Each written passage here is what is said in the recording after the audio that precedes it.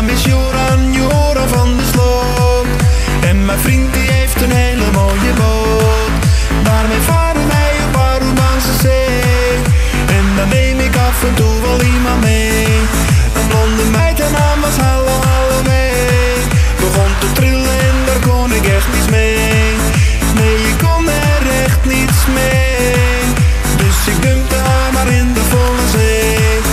Maar ik zeg nu, ik heb het niet gedaan. Het was mijn vriendje met zijn boot en zijn banaan. Ik heb het zeker weten niet gedaan. Maar wat porno ben ik naar mijn bed gegaan. Mijn naam is Sloot, mijn naam is Joran, Joran van der Sloot. En mijn vriend die heeft een hele mooie boot. Mijn naam is Sloot.